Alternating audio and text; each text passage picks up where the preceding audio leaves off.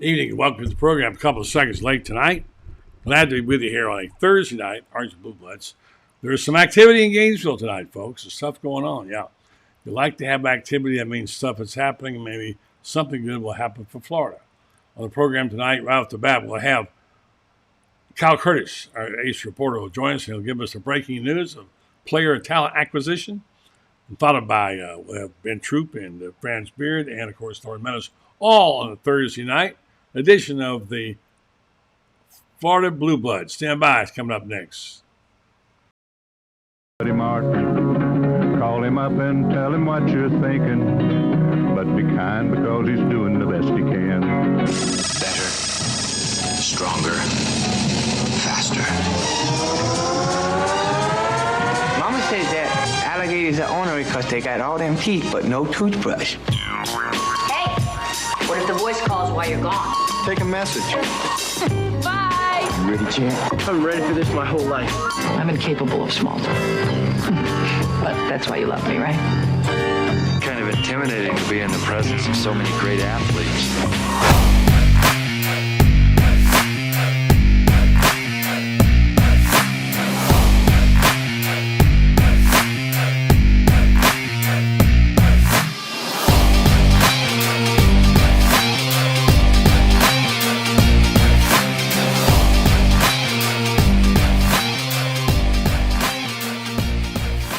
Hello, welcome to a Thursday night edition of the Buddy Martin Show. Glad to be with you tonight once again. And we've got a star-studded lineup. We're going to get right to the breaking news. And the star of the show, our intrepid reporter, Kyle Curtis, who comes bearing news. Things happening in Gainesville. And when things happen in Gainesville, that means it's going to be good for Florida. I think we've lost Kyle. Kyle, come back to us where we are. He was on just now. Now we've lost him. All right. Kyle will rejoin us just a second. There was breaking news tonight. Information about transfers. Here comes Kyle. We'll get him back on here now. Let's see, Kyle. Let me grab you up and get you up here and get you started again. We had player acquisition tonight. Remember, talent acquisition is a big deal. That's what it's about in Gainesville. And as soon as we get Kyle up, we'll have it for you. Apologize for the slight delay with technology, of course, always being a problem, and we will get it going for you tonight. Good show, good information. Let's go see if we can talk to him now. It would be Kyle. You're not seeing you come up, buddy. Wherever you are, you're not coming up. So, I hear you. I don't see you, Kyle. Yeah, let me play this commercial. Come right back and see if I can figure out what's going on here with Kyle. We can't find him. We just had him, and now he's gone. All right. Stand by. Jeffrey, look forward to a great 2024 and being together with you and your wife to celebrate some special occasions. Yeah, and buddy, I want to tell our Gator fans out there that Todd Golden is the real deal. Okay. In 1 year, he's put together this really tall team that's going to out-rebound just about everybody that they play. Mm-hmm. They've got some great shooters. We got 3 or 4, guards in there that are awesome. Yep. And I predict that the Gators are going to be a ranked team by the end of the season, and that you wait and see. They're going to make some noise around March Madness. Sounds exciting. You'll be right there to report from courtside. Give us the inside scoop, Jeffrey. Yeah, and January 6th is Meldon Law Day. We're playing Kentucky at the O-Dome. It's Meldon Law Day. We've got special shirts for everybody. Giving stuff away again like you do all over the place. You're giving stuff away. But it's going to be it's Kentucky, buddy. What do you got to say? What are you going to do? Be a big night. The home game against Kentucky is always the big game of the year. Maybe I'll come sit with you tonight. So. Okay, January 6th, buddy. All right, Jeffrey, have a happy holiday season. The best to you. And don't forget, Meldon Law, they do not back down, and they wish you a happy holiday season. Yeah, happy holidays to everybody.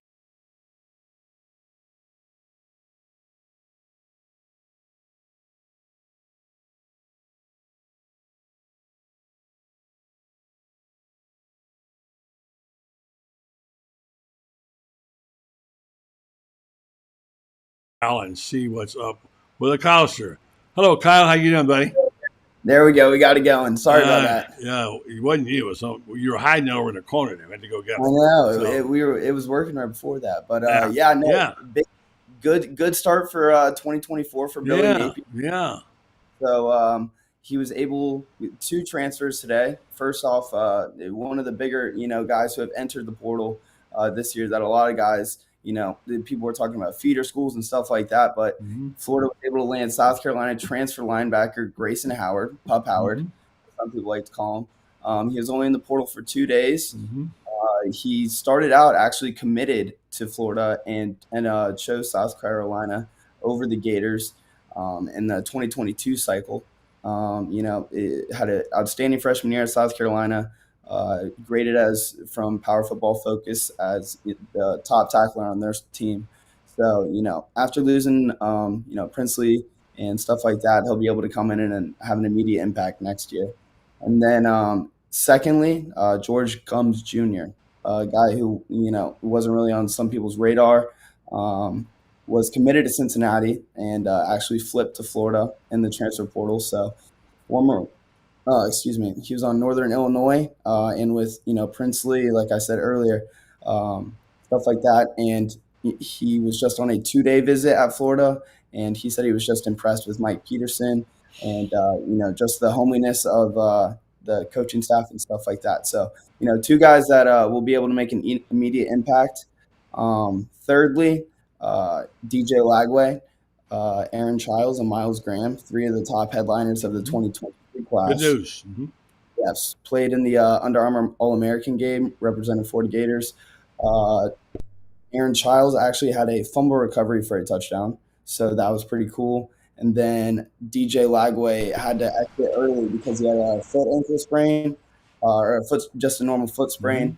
It was precautionary. His NIL representative actually said after the game that it wasn't worth it in a showcase game like that to keep him out there.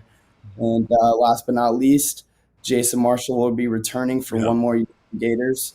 And, that's just it's good news to be able to have, a guy like that who's been in a program, knows the system, and it'll be a good locker room for, a lot of younger guys, such as, with the way that Florida is going right now. So, 4 good things to take away coming into the new year. Yeah. Well, there's nothing worse than inertia, which is what's going on when nothing's happening. And it feels like that Gainesville has been surrounded by inertia for a while. Nothing going on there. And I don't want to paraphrase the old English phrase, proverb, don't confuse activity with achievement. This was activity, and I think there was some achievement there. But certainly something has to happen because it looks like Billy has a long way to go. And a lot of people think he's been a beat behind on this thing since he got there. Now, I don't mean to be critical of Billy. He's had a tough go. He's got a tough go this year with the schedule. But they need to have some kind of positivity to get a hold of. And this was at least a baby step at the beginning. Well, you know better as anyone, buddy. Especially the Florida fan base, it's a tidal wave. It's up some days and down others. So being able to get this momentum, especially across social media, everyone's happy. So I think that since the new year, since I think most of the offseason, maybe waited a little too long to announce the hirement of a DB coach or something like that. But for the most part, he's made the right moves. And, at the end of the day, Florida's still a desirable place to be. Well, watching shortly we'll have Ben Troupe and we'll all have Franz Beard and Lauren Meadows. But on campus, I know you haven't been there that much. On campus and in the fraternity house, what does it feel like among the students at Florida about what's going on with Billy Napier right now? Well, I mean, honestly, so for me, it's been obviously a rough 4 years. The best of my 4 years was the COVID year, and that was obviously the Kyle to Kyle connection, and that was kind of our best dose of football success during my college years. Right now, I think people are just finding something to cheer for. It's been a tough year, and going into people wanted to. Some of the guys were we're shooting texts back and forth about recruiting and stuff like that. Like it's the SEC championship. So, we're finding something to cheer for. And, and I think it's a good representation of the rest of, Gator Nation too. We just want to find something to cheer for and, just get this momentum going and get back to where we were probably, 15, 20 years ago. If you can do that, it's a tall order. There's such a gap now between where they once were and where they are now. It's almost looking down the cavern thinking there's no way they can get back up here again out of Grand Canyon. It feels that way. But we also know that, look, the other side of that is they weren't awful all the time.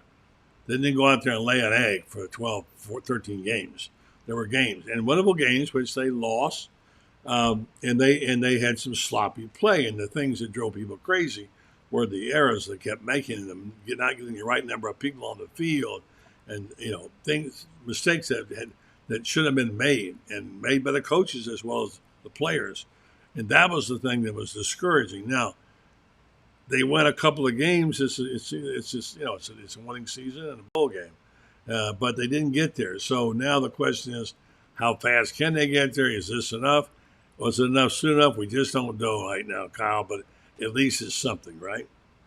Yeah, I mean, and that's what I think burns us the most is we know what they're capable of, and we've seen the potential. I mean, some people think that we're one shoe throw away from competing for a national championship 3 years ago. And you think that was a curse? I don't know. After seeing all these crazy conspiracy theories on Twitter, you get lost just sitting there looking through the replies. And you're Start thinking this could be true. There is some truth to this, but think about it. Football hasn't been any good since then. I know, and history repeats itself. There's been numerous moments across sports history where massive. I mean, the curse of Gambino with the Red Sox. The goat, and all many of them. What happens when you get in a deep funk like this, and you begin to think everybody's against you, and nothing goes right, and you can't get a break? What you need is some kind of positive voice to break you out of it.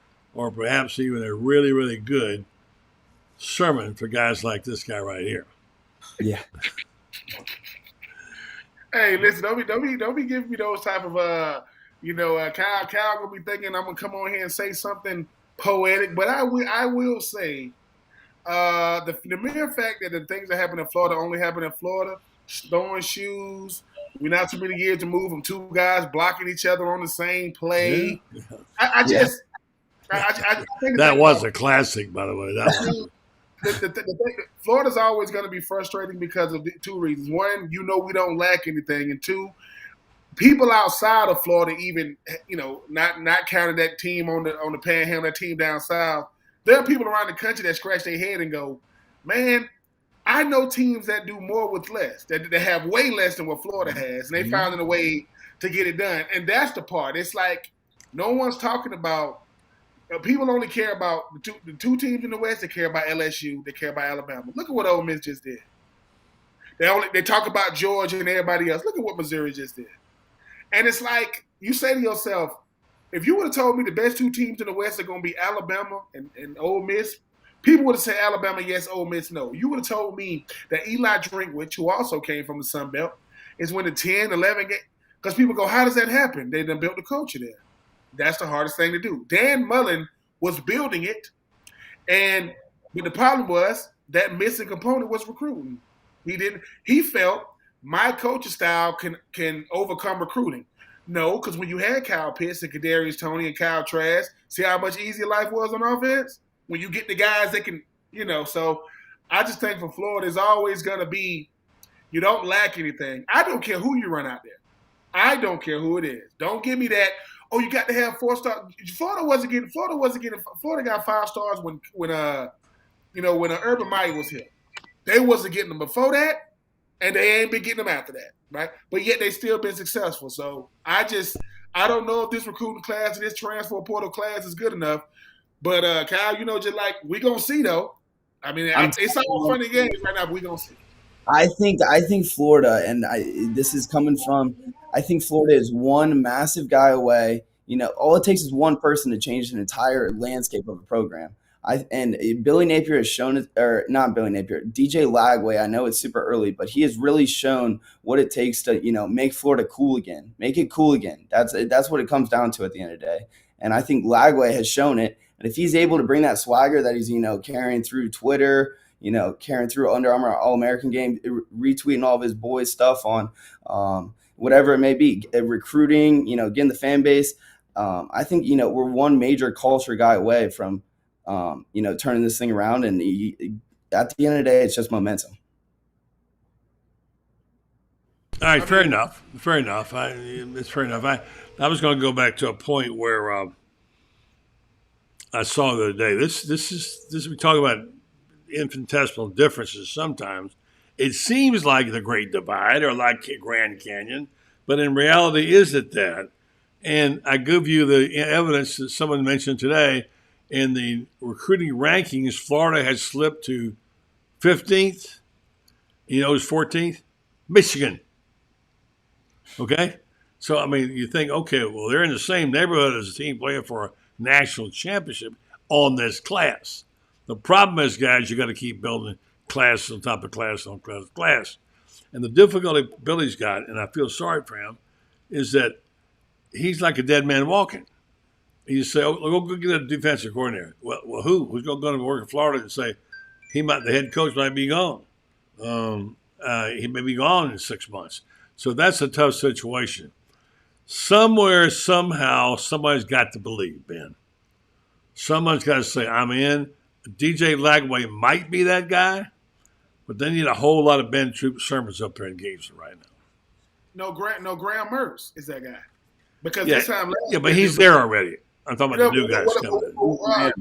Let me tell you something. If you don't think Graham Mertz is a big reason why DJ Lagway coming to Florida, quarterbacks are looking whatever position I'm playing. I'm looking at the guy who played my position. I'm looking to see, hey man, you think because we all superstitious in some way, shape, or form. If I play tight end and they never throw the ball, what makes me think they're gonna throw it to me when I get there? They don't throw it now. Right? I don't want to be the trendsetter, right? I want to just add to the trend. I want to add to something that's already going. Graham Mertz was incredible in 2023. And the problem was everybody was waiting on him to make a mistake. So they can say, oh, there it is, and it never happened. It literally never happened.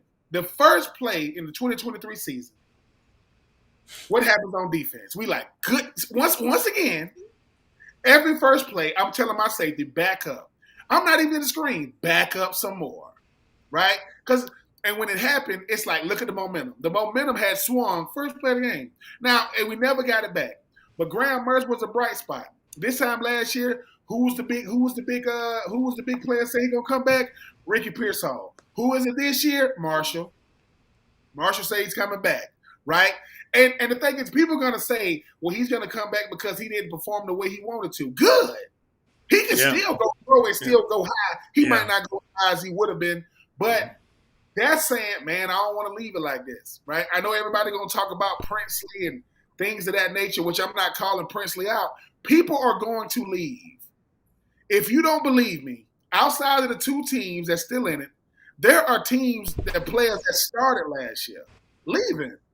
There are players who had pretty good 2023 seasons leaving. So when people think it's because, no, the portal is going to make everybody leave for two reasons. One, I see the recruit classes coming in, and I didn't play last year. And I don't see any playing time coming in the near future. DJ Lagway, I'm going to keep on saying, man, happy that we got him. But if DJ Lagway flips on early signing day, people are going crazy right now. I get everybody else that went other places. I get that part. DJ Lagway was the prize, and you got it. I'm going to tell you why it's always going to be the quarterback. The one thing every good team has, whether it's Pop Warner, middle school, high school, college, pro, if you don't have a good quarterback, you're not winning it. I don't care who you are.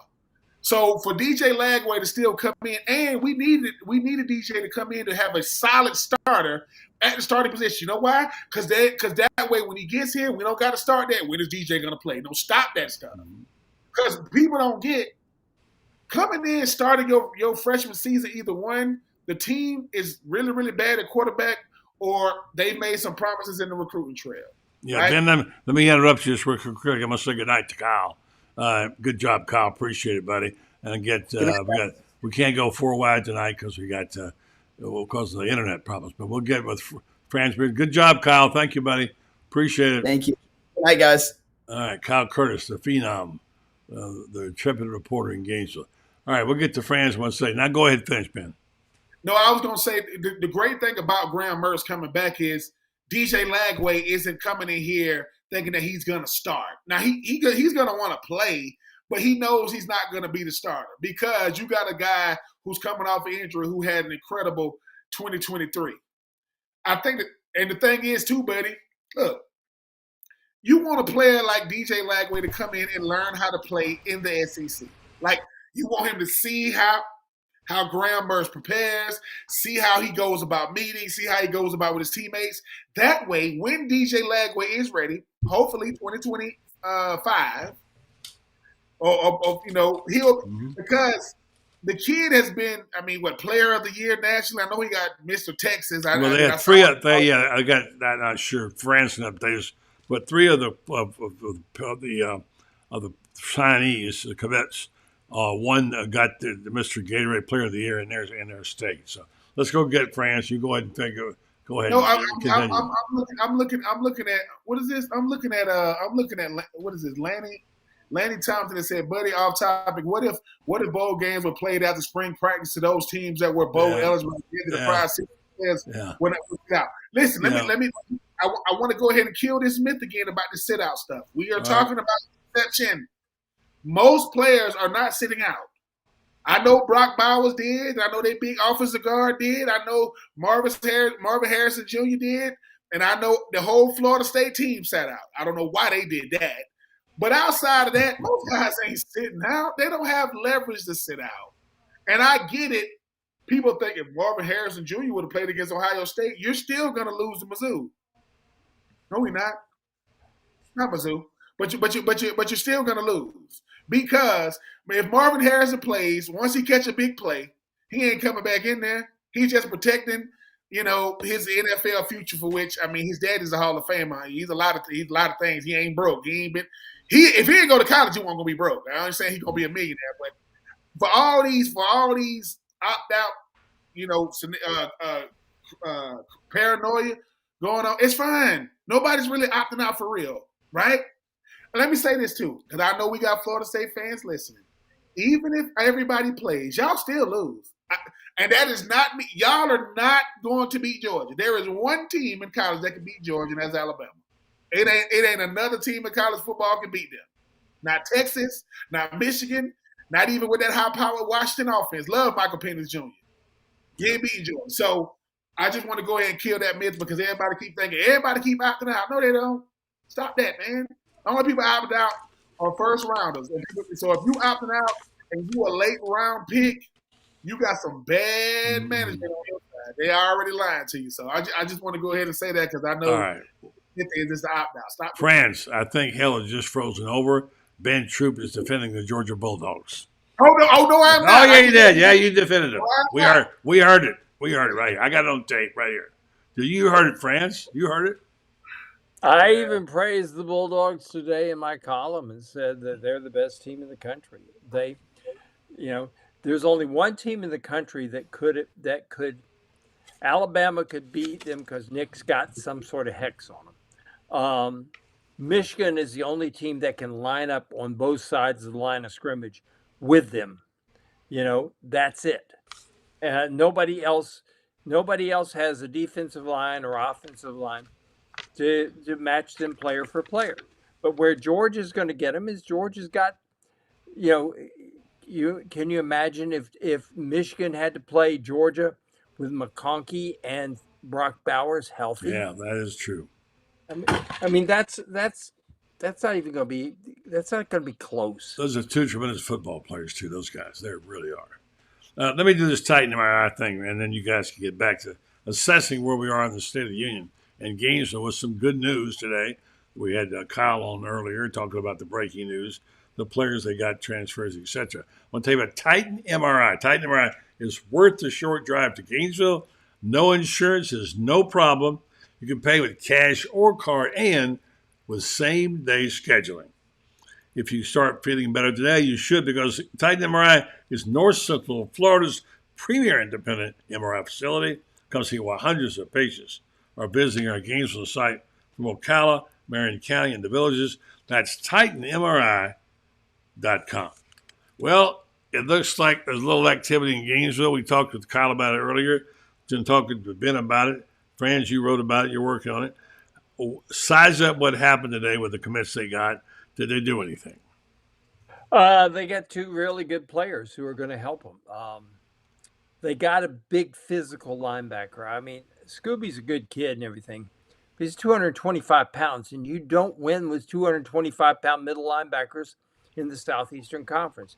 You need a guy that 20 years ago we'd have thought of him as a defensive tackle almost in there. And we got a 6'4", 250-pounder who's from Jacksonville, whose parents are going to be able to see him play. A kid who should have come here in the first place. And he went up to South Carolina and decided that, there's no place like home. Particularly, I know that the people up there, they're passionate about their football. And when they fill up Willie Bryce, they make it they make it a fun environment. But folks, there's two places in college football that are hell for everybody. One of them is in Baton Rouge and the other one's right here. Everybody else pales by comparison. And the kid wants to come home, play for the home folks and for that home crowd. So they got him. And he's a terrific player. They got a kid named Gums, who is who tied for the MAC lead in sacks with 9.5, and they're going to get the other leader, a guy named Cassius Howell. He's going to commit this weekend too. So they're going to end up with the two top sack guys from the MAC. And I got to tell you what, I like Princely, but Princely took too many plays off for my taste. And you could tell that he was not always 100% bought in. Some plays he just took off and called gap integrity. It's called intensity integrity. And if you're going to be a number one draft pick, you better bring the intensity every single play. The difference between Ben Troupe as a junior and Ben Troupe as a senior was Ben Troupe as a senior brought it every single play. You got his best every single play. And Ben was a good football player as a sophomore and a junior.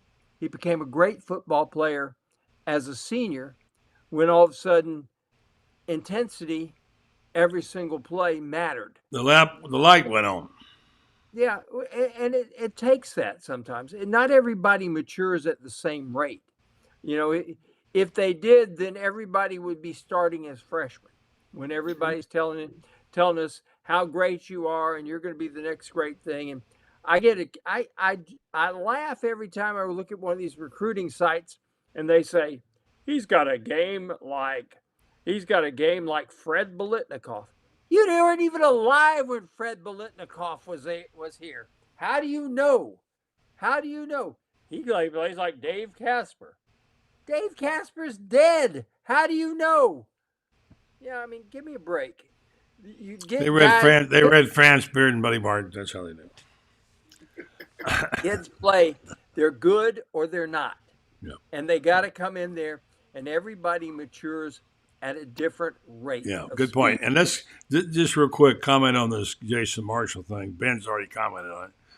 That could be a bigger plus than I think we realize. I think so. And I think what's going to help him is if they actually do get a pass rush. Because, we've talked about Jason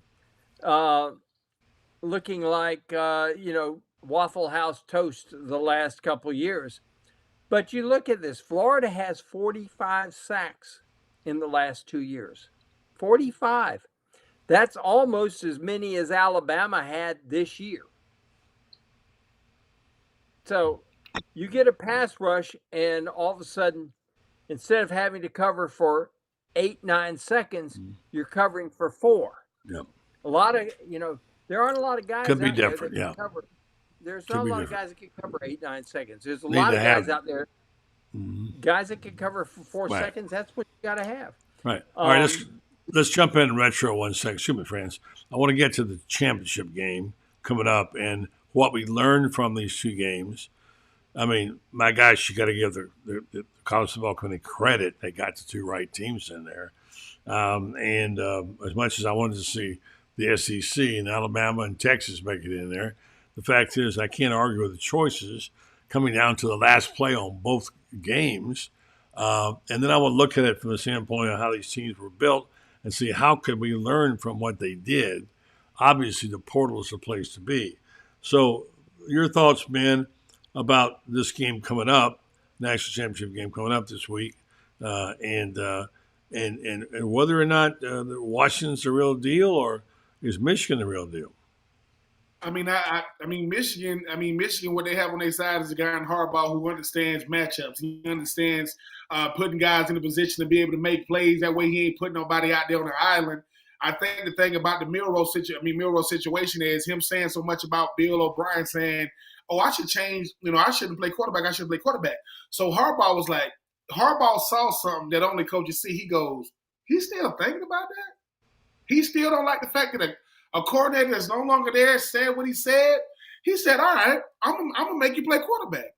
I'm gonna blitz you, and I'm gonna make you pick the best matchup, but I'm gonna make you make decisions real early, and I'm gonna tell your offensive coordinator, tell the O-line coach to not block my D-line."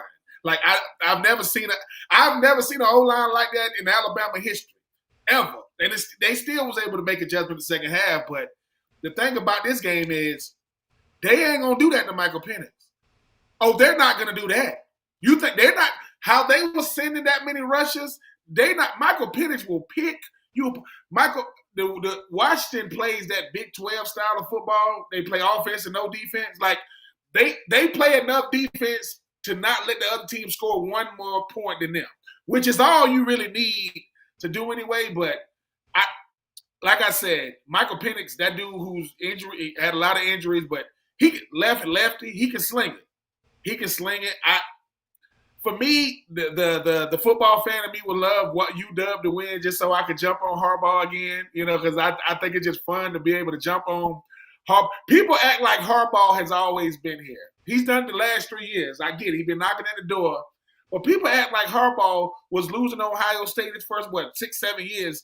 And the reason why I use Harbaugh is they're not going to give Billy Napier that much patience. No. Not like that. Now, I'm not saying that. But sometimes it takes that long to build a culture.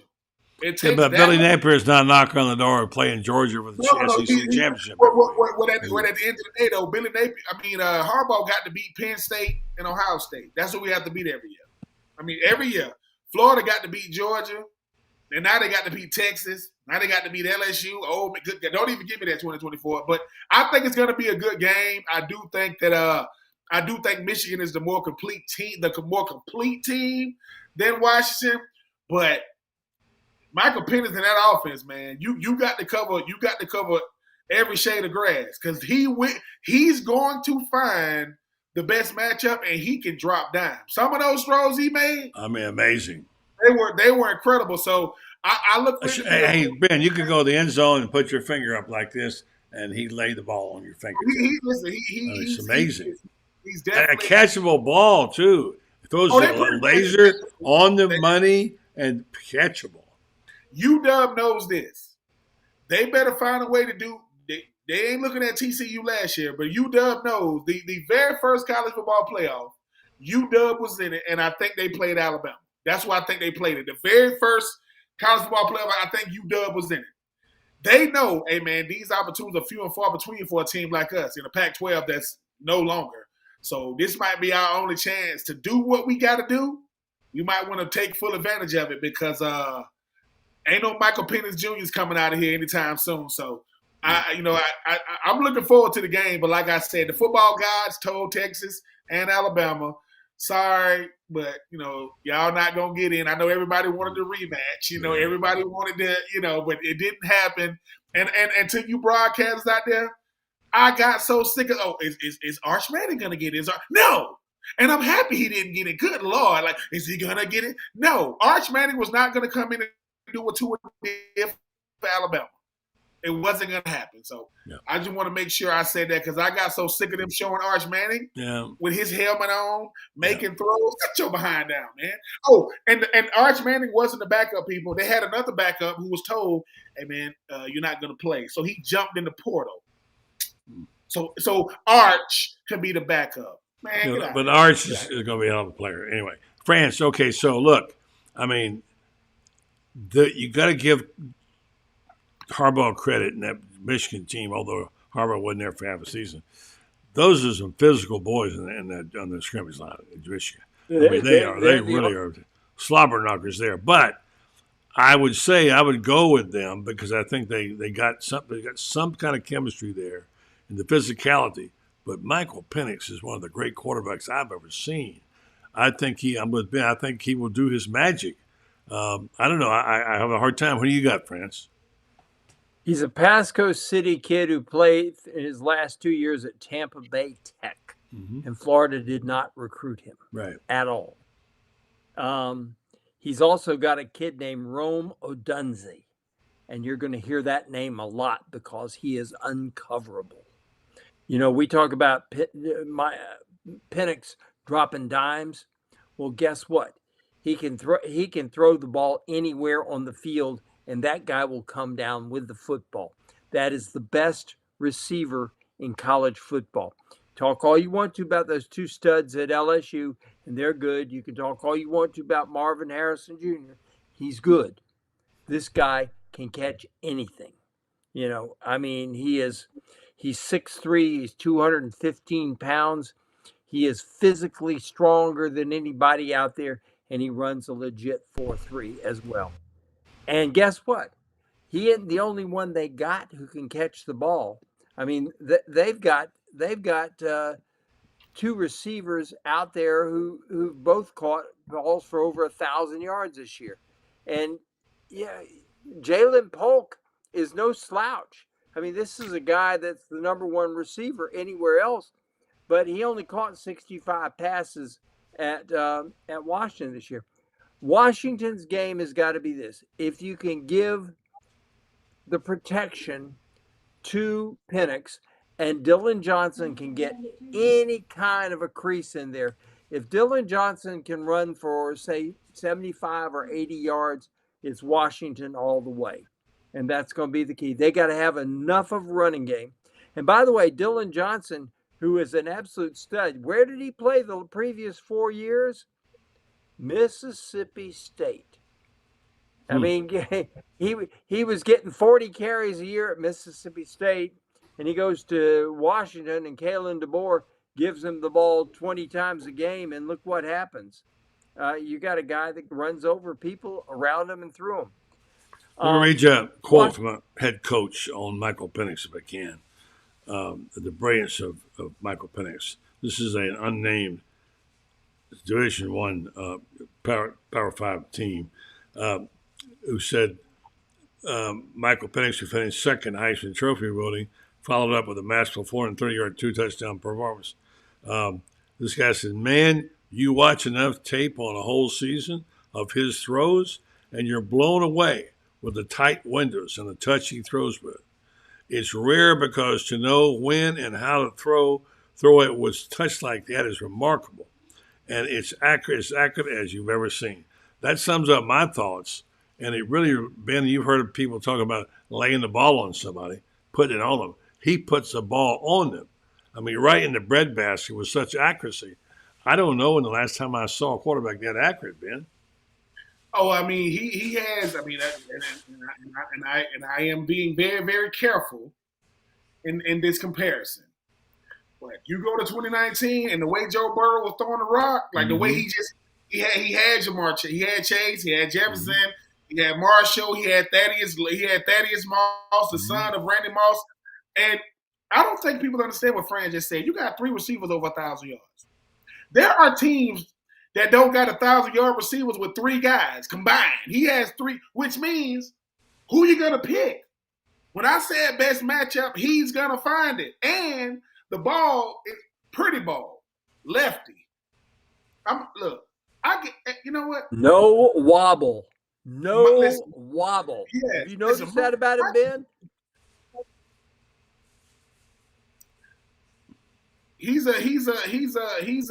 Michael Penix. Michael Penix is the type of guy to where he was built for this system. When you look at what UW wants to do, they're gonna spread you out. They once again, you got to have a complementary running game. It don't got to be dominant, but and that keeps it so that hey man, but like I said, them DBs from Michigan, boy, they better be ready. Because like I say, 4.3 speed that can come in and out of break, that's dangerous. You got guys that can run vertically, but they can go horizontally. That's what, because some of them throws, them DBs from Texas was like, dude, we right there. I know. A great throw will be great coverage every single time. I'm looking forward to having for a guy. But what bothers me the most about Michael Penix is he's an hour and some change down 75, and we didn't recruit him. That's what he's an hour and a half down 75. Well, I understand he had blew out both knees for one thing. He was injured a lot, right? Yeah, but the whole thing about it is, right, if you're an evaluator, I mean, can the guy play the game? Yeah. Can he listen? The most, and I hate to give credit to this, but I got to do it. The most competitive football in America is in the state of Florida, high school. And I'm from Georgia, and I know we right there. But football in Florida there's somebody from the state of Florida on every college team in college, whether that's Division I, Division II, NAIA, HBC. Them boys get it in. I got to give them that credit. Michael Penix is from Tampa. Yeah. I know they got Plant High School down there. When we look back on it, every time somebody from the state of Florida in high school does anything great, the first thing they say is, well, Florida didn't recruit them. What the? Like, what are we doing? Come on, man. But shout out to Michael Penix. And they do got the McCarthy kid from Michigan. Like I said, Michigan has become that team. I don't have no reason to dislike them. I just don't like them. I don't have no reason to dislike them. It's just our ball and them freaking Lululemon slacks he gonna have on. He gonna have them on. Lululemon, right? But at the same time, the college football playoff committee, they did get it right with those two teams at least. And like I said, they did. I think we in for a treat. Somewhere Greg Sankey is pissed off that he ain't got no SEC team in there. But you want to know something that pisses me off, Ben? Is Sankey's, they had 6 teams this year. There's no controversy. There is no controversy. Georgia is playing for the national championship if there's 6 teams in there. I guarantee you Georgia would be there, and Georgia's the best team in the country, period. I hate to say it. I'm a Gator. It absolutely pains me to say that, but Kirby Smart has the best team in the country. They are absolutely dynamic at every position on the field. And that's, but and are going to be Alabama, for a while. They're going to be for a while. Nick too. Saban is their kryptonite. Saban is their kryptonite. And, stuff happens. I mean, goodness, for Florida, for all the Vince Dooley years, Vince Dooley would step on the field and Florida would find a way to lose. Goodness, buddy, you and I have sat through so many games. Many times. That Florida had the personnel, had everything you could imagine. But you knew what was coming in the second half. Run, Lindsey, run. Crap. That still pisses me off. Yes. By the way, here's a guy who roots for covers a winner. Lauren Meadows back from the women's game, right? Yeah, just got back. They win tonight? Unfortunately, no. They played the South Carolina Gamecocks, number 1 team. But I think it shows, and France, you can echo as well. I know you watched the game. it shows how far that Florida's program has come. It was a game that 89-66 game, but a game where the Florida Gators competed. And I think you finally started to see where, used to be you would never look at a South Carolina roster and then compare it to a Florida roster and say, yeah, she could play at South Carolina. She could play at South Carolina. And I think this is the first time that you had Leilani Correa, who had a season high 27 points. Rashad Kyle did a nice job on their big girl, Cardozo, and really held her in check. And I think, you're starting to see the strides that program is making from a talent perspective. And next year they've got Liv McGill, who's the number 2 point guard. And then you got Shaquille O'Neal's daughter coming in, who's, I think, ranked somewhere in the. Yeah, we lost him. We got a problem here with the 4 wide. I'll come back and get him later on. Women's basketball. All right, let's continue the football conversation. Again, assessment, friends. After today, let's talk about where they are. I'll have to come back. Lauren, I have to come back and get you here because our Wi-Fi is going off with 4 wide. All right, stand by. I'll come back and get you. Go ahead, Franz. Florida is better off today, and they whiffed on Devin Manuel. I was hoping they would get him. He's a 6'9", 330-pound left tackle from Arkansas, and he decided he's going to North Carolina State, which blows my mind that he'd go play in a 55,000 seat stadium. I mean, North Carolina State would be the second smallest stadium in the SEC. And in the ACC, it's one of the larger stadiums at 55,000. And he chose there. And the reason I think he chose there is I think Michael Tarquin is coming. It hadn't been announced yet, but I think he's coming. And I think he wants to go someplace where he feels certain he's going to start.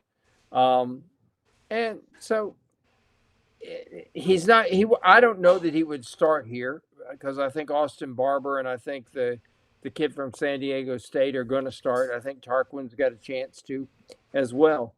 I could see one of those guys moving inside, which could be good. But the thing about it is you look at what they did. They picked up 2 defensive players who can play. They pick up an SEC middle linebacker in the Howard kid, who's 6'4", 251 pounds.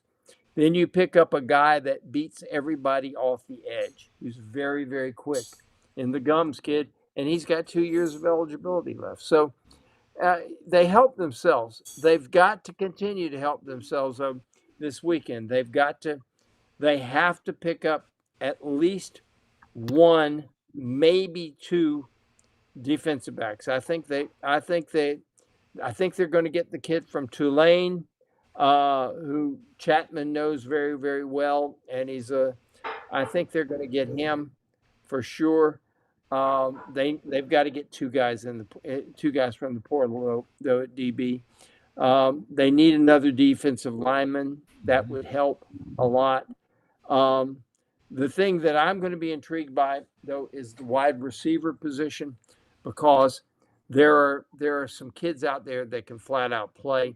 Yeah. Some of them are from Florida, and there's another kid that I know that the Gators are going to be trying to get, and he's he's from Liberty. He's a kid named C.J. Daniels, averaged almost 20 yards a catch this year, and if they could get him, who is a legitimate field stretcher, who's caught a lot of passes in his career, they're going to be pretty good. Yeah, Franz, I'm going to stop you right there.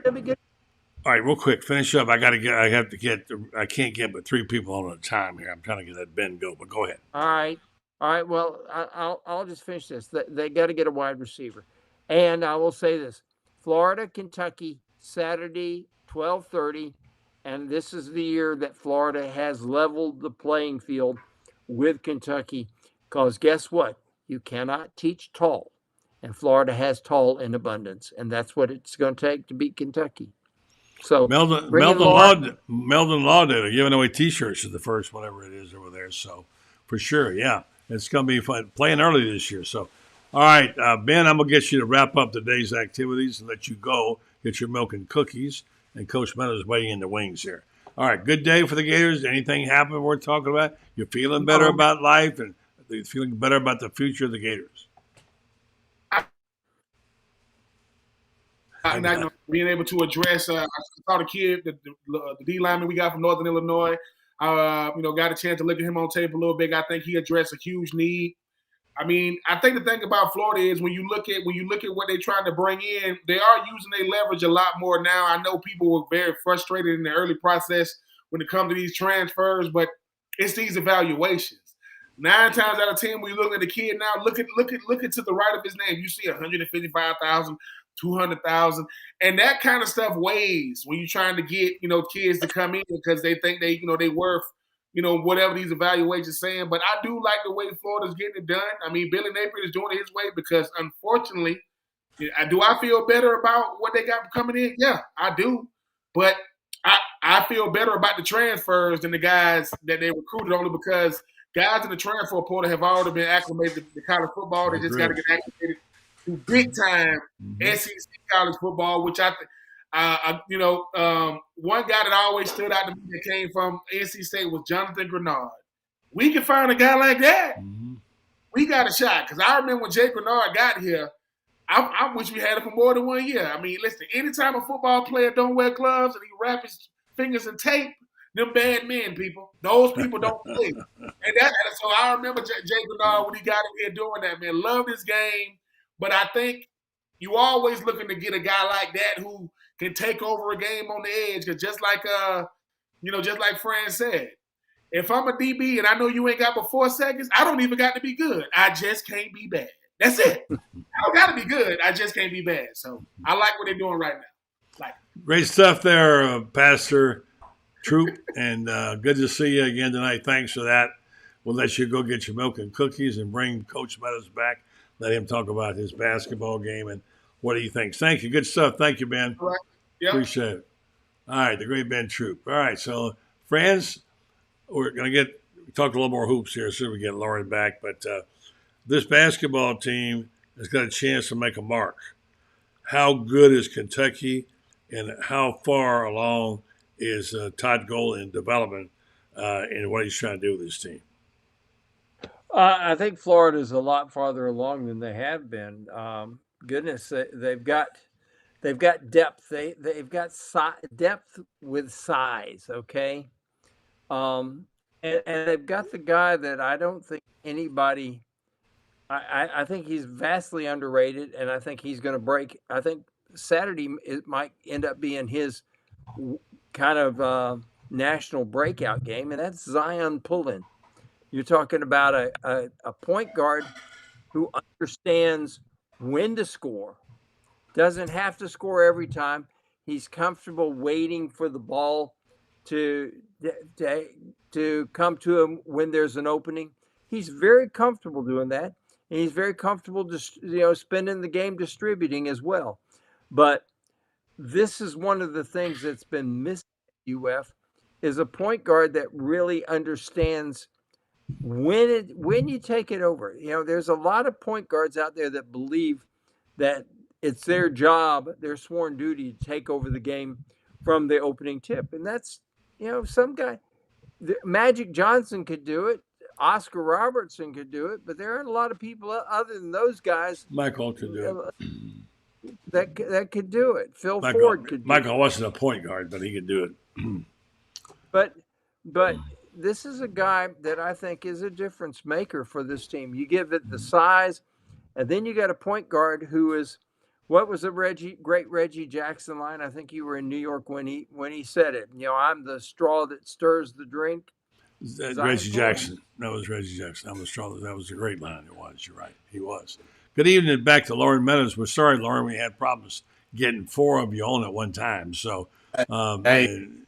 I bow down to Ben Troupe and Franz Beard anytime. So, no worries at all. Anyway, so you can throw in your 2 cents worth on the hoops, since I know you have a common interest, and then we'll get your assessment with on the day's activities in Gainesville, and bring this thing to a close here in about 10 minutes.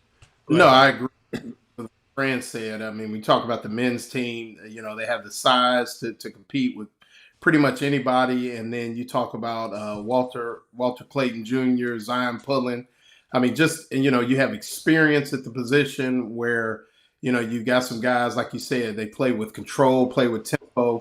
And then the great thing is we still haven't seen the best of Riley Kugel this year. I mean, my man just can't get it in gear. Struggling and really can't shoot it. He can't handle. He plays defense.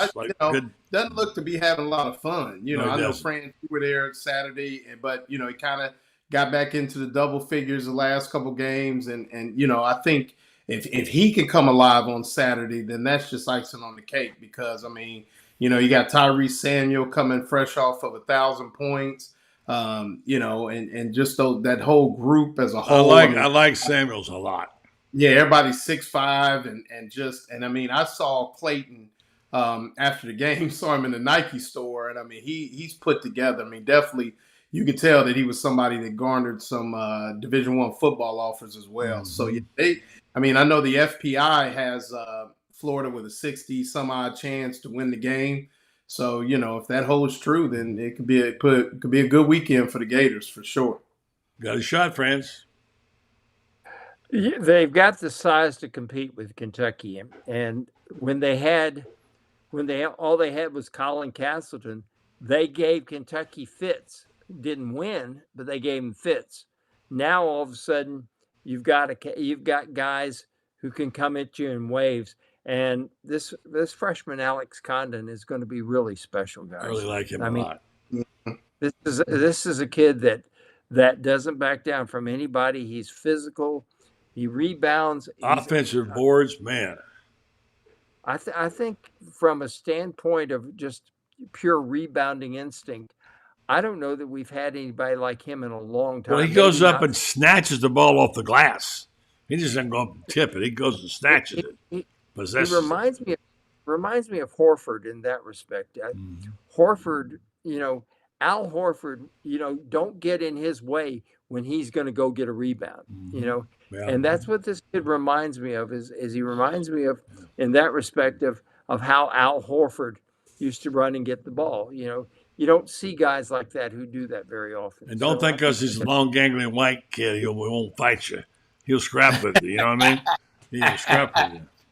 You don't get to this level if you ain't white or black. If you can't get down, you don't get to that. So all right, and he can jump. Yeah. It's a fun team to watch. All right, guys, let's size up final thoughts on Billy Napier. He's trying to turn the corner here, having a bit of a difficult time. Got a little good news today about the transfers, but a guy coming back, which is good. Can he build enough momentum between now and when spring ball starts and the fall starts to get this thing back going in the right direction? Lauren, you go first. I think he can because, it's really like half and half. You got a lot of people that still believe that Billy Napier has it going in the right direction. They still see this as a rebuild, and we can have another show about that whole deal. But, in the court of public opinion, he's about a half and half. And, if he could continue to build the roster, I think they got to upgrade at linebacker today with getting the young man out of South Carolina. And the one thing I'll tell the people, I know a lot of people were down on the young man, was a grunt from Northern Illinois. The cool thing about him is, and I actually talked to Mike Peterson about him today at the women's game, is he played receiver in high school, and then he was a tight end. And I guess on film, athletically, he just jumps off the screen. So he's somebody that, Mike Peterson, who has played the game, knows that position, really enjoys coaching those buck outside linebacker type guys, is really excited about. So, I'll paint myself as one of the skeptics, but they are slowly upgrading some positions, and as bad as they were on defense, I always say this: the last couple of years, they probably left 2 or 3 ball games on the board. So, I think that's one of the things where he can, what'd you say? he could definitely, at At least 6. At least that's saying 3 over the last 2 years. So, I think 3 over the last 3 games. Yeah, well, yeah, and but I think and I think the people need to understand, and I think Franz will agree with me on this. I think a lot of people forget that all of these teams that you guys have been talking about have had really good play at the quarterback position. And Franz always uses this term, which I love. If you don't think Graham Mertz can play quarterback, then you need to read Football for Dummies. I mean, he's got the quarterback that he needs. And that goes a long way. Now, a lot of things have to change. Like I said, I always say they got to get stops. They got to get teams off the field. But, yeah, I mean, I think if everything kind of stays the way it's going and Lagwell be on campus for class on Monday and all those things, everybody's and got McCray and those guys coming in. Yeah, I think it'll be a sign of something to be positive about until you look at that schedule. And I think that's gonna be the but not to say some of those aren't winnable games now. I mean, you look at it just at face value, it's just the sample size we've been given is not something that we can hang our hat on. But yeah, I think he could definitely build some momentum going into spring ball, and and we can have discussions about some other stuff. But if you just look at football as a whole, yeah, I think he could build some momentum going into spring ball. Franz, what do you think? Agree? From Liberty, that dude can go. So if he gets that guy, he could go. That Daniels, he can play. I think Florida has a chance to be better than what people think they are going to be. Now, how is that going to equate to over the course of a season with a brutal schedule? Time tells that, because you can't account for somebody blowing out his knee in practice or something like that. You just can't.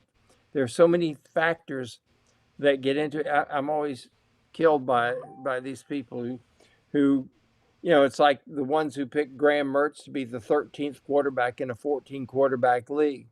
A couple of them know better than that. Give me a break. The guy can play.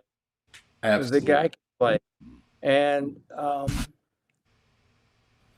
the season is going to take care of itself. Now, I think Florida is farther along with these 2 latest additions, particularly if they can add a couple DBs, another D lineman to go with it. I would say coming in with 6 or 7 defensive players from the portal, that changes the dynamic for Florida enormously. So, if they whiff on the corners and the safeties, I'm concerned. I'm really concerned with that. But if they're able to get the help there with quality people, I think they're going to be pretty darn good. You got a defensive coordinator. Got a defensive coordinator in Baton Rouge who's looking for work. Well, yeah, Matt House. I think he's going to have a hard time coordinating a Pee Wee league after what his defense. We thought our defense was bad, but there's the only thing that made their defense tolerable was they had a generational offense. All right, guys, great job tonight. Thank you, Lauren. Sorry about the technical problems, Francis. It's always great. You read both these guys and GatorBait. Check it out. By the way, go down now and subscribe to this podcast. We're here 4 nights a week, and usually Fridays on Urban Meyer tomorrow. He'll come in next Friday, and we'll sum up the championship game. So check us out on GatorBaitMedia.com. Lots of good writing, lots of good stuff going on. Great job reporting by our young reporters today, Kyle and Matt, and, of course, the venerable Franz Beard. Every now and then they let me write one. Guys, great job. Good night. Thank you. Good night. The school up north will go down to will rise to crashing defeat. Uh-oh. All right, there you go. You heard it first from Franz. All right, folks, thanks for listening and watching. Also, thanks to our sponsors. Meldon Law, been very supportive of our program. Titan MRI, regular. Thanks to them as well. And especially to our friends over at Renstar Medical Research. Been a sponsor of mine for like 6 years. They back this program. They back our community in Ocala. They're a stakeholder in downtown, and they take interest in our community and the people and their health. They have a high-quality, patient-centered clinical research facility which brings cutting-edge clinical research trials to Ocala in areas like Alzheimer's, dementia, psoriasis, osteoarthritis, migraine, and fibromyalgia, along with many other conditions that have affected us in our community. Since their inception in 1998, Red Star Medical Research has participated in more than 700 clinical research trials. I'd like to know if you'd like to be a part of them. Go to their website, redstar.net, find out how you might also participate in them and help the health of others by taking part in it and letting your data be part of the information that they distribute to the prominent pharmaceutical companies and biomedical companies. Red Star Medical Research, seeking tomorrow's answers to the health questions of today. Thanks to Kyle early on the program. Thanks to Ben. Thanks to Franz. Thanks to Lauren and the whole team. And thanks to you for listening and watching on this program tonight. We're not back tomorrow night. We'll see you on Monday right here on the Buddy Martin Show. We're always here for you, folks. Check us out. Tell your friends and neighbors. We're here for you. Good night.